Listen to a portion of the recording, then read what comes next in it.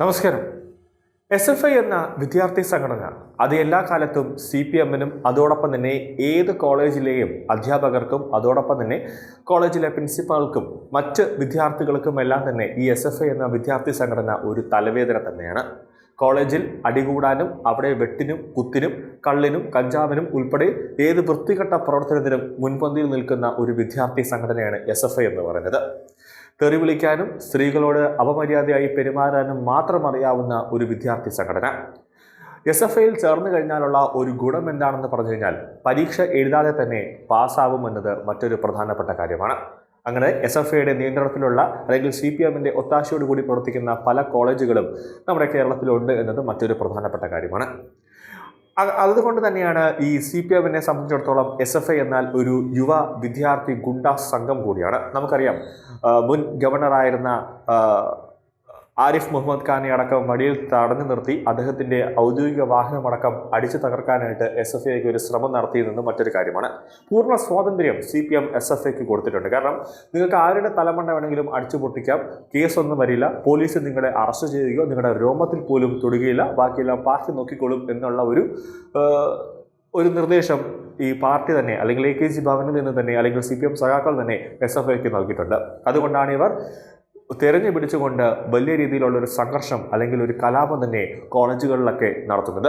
നിലവിൽ SFI എന്ന സംഘടനയ്ക്ക് ഇനി തിരുവനന്തപുരം യൂണിവേഴ്സിറ്റി കോളേജിലേക്ക് വേണ്ട എന്നൊരു തീരുമാനമാണ് ഇപ്പോൾ എടുത്തിരിക്കുന്നത്. കാരണം SFI എന്ന ഗുണ്ടാ സംഘടന തിരുവനന്തപുരം യൂണിവേഴ്സിറ്റി കോളേജിൽ ഉള്ളിടത്തോളം കാലം അവിടെ വിദ്യാർത്ഥികൾക്ക് സമാധാനപരമായി പഠിക്കാനോ അല്ലെങ്കിൽ അധ്യാപകർക്ക് സമാധാനപരമായി ജോലി ചെയ്യാനോ സാധിക്കില്ല എന്ന് മനസ്സിലാക്കിയതോടുകൂടിയാണ് SFI യൂണിറ്റിനെ തന്നെ പിരിച്ചു വിട്ടുകൊണ്ടുള്ള ഒരു ഉത്തരവ് ഇപ്പോൾ ഇറങ്ങിയിരിക്കുന്നത്. അതായത് തിരുവനന്തപുരം യൂണിവേഴ്സിറ്റി കോളേജിലെ SFI യൂണിറ്റ് കമ്മിറ്റി പിരിച്ചുവിട്ടിരിക്കുകയാണ്. SFI ജില്ലാ കമ്മിറ്റിയുടേതാണ് ഇപ്പോൾ ഒരു നിർണായകമായ തീരുമാനം വന്നിരിക്കുന്നത്. സംഘർഷങ്ങൾ, സാമ്പത്തിക ക്രമക്കേടുകൾ തുടങ്ങിയ ആരോപണങ്ങൾ നിരന്തരം ഉയർന്നതിന് പിന്നാലെയാണ് ഇപ്പോൾ നടപടി ഉണ്ടായിരിക്കുന്നത്. SFI ജില്ലാ കമ്മിറ്റി വിളിച്ചു ചേർത്ത അടിയന്തര യോഗത്തിലാണ് ഇപ്പോൾ തീരുമാനമുണ്ടായത്. കോളേജ് യൂണിയനുമായി ബന്ധപ്പെട്ട സാമ്പത്തിക ആരോപണങ്ങൾ അന്വേഷിക്കാനും ജില്ലാ കമ്മിറ്റി തീരുമാനിച്ചിട്ടുണ്ട്. യൂണിറ്റ് കമ്മിറ്റി പിരിച്ചുവിട്ട സാഹചര്യത്തിൽ സംഘടനാ പ്രവർത്തനങ്ങൾ ഏകോപിപ്പിക്കാൻ അഡ്ഹോക് കമ്മിറ്റിയും രൂപീകരിച്ചിട്ടുണ്ട്. സംസ്ഥാന കമ്മിറ്റി അംഗത്തെ ഉൾപ്പെടുത്തിയാണ് അഡ്ഹോക് കമ്മിറ്റി ഇപ്പോൾ രൂപീകരിച്ചത്. പലതവണ യൂണിവേഴ്സിറ്റി കോളേജിനെതിരെ വിമർശനങ്ങൾ ഉണ്ടായിട്ടുണ്ടായിരുന്നു. ഓരോ ദിവസവും ഉണ്ടാകുന്ന ആരോപണങ്ങൾ സംഘടനയുടെ പ്രതിച്ഛായ മോശമാക്കിയെന്നാണ് ജില്ലാ നേതൃത്വത്തിന്റെ വിലയിരുത്തൽ. ഇതിന്റെ പശ്ചാത്തലത്തിലാണ് കർശനമായ അഴിച്ചുപണിക്ക് പാർട്ടി നിർദ്ദേശപ്രകാരം SFI നേതൃത്വം തയ്യാറായത്.